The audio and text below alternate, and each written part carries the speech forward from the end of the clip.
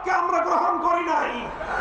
শেখ হাসিনার মাধ্যমে শেখ হাসিনা যাদের সেবাদাসী ছিল, সেই হিন্দুত্ববাদী ভারত সরকার আমার দেশের আগামী প্রজন্মকে হিন্দুত্ববাদে দীক্ষিত করবার পায়তারা চালিয়েছিল।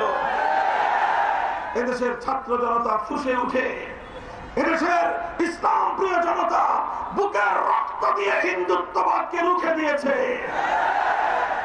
এখন যদি হিন্দুত্ববাদের জায়গায় কেউ নাস্তিক্যবাদকে চাপিয়ে দেওয়ার পায়তারা চালান, অথবা কেউ যদি পশ্চিমা বেহায়া সভ্যতার কাছ থেকে সমকামিতার এজেন্ডা আমার এই শাহজালাল শাহ মাকদুম খান জাহান আলীদের বাংলাদেশে আমদানি করবার পায়তারা চালান, আবারও বলছি, বিনয়ের সঙ্গে বলছি, রক্ত দেব, জীবন দেব, যুদ্ধ করব, সমকামিতা বাংলাদেশে আমদানি করতে দেব।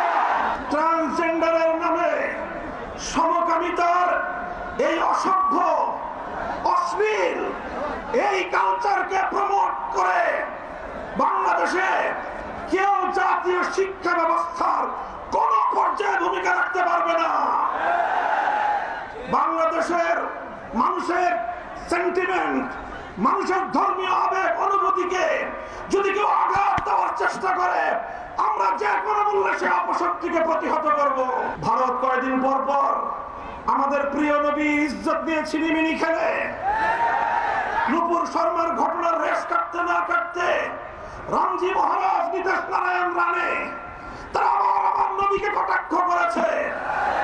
হিন্দুত্ববাদী মোদী সরকার আজও পর্যন্ত তাদের বিরুদ্ধে কোনো পদক্ষেপ গ্রহণ করেনি। গোটা ভারত জুড়ে মুসলমানদের রক্তে আগুন লেগেছে। মনে রাখবেন, ভারতের মুসলমানদের রক্তে আগুন বাংলাদেশেও ছড়িয়ে পড়তে শুরু করেছে।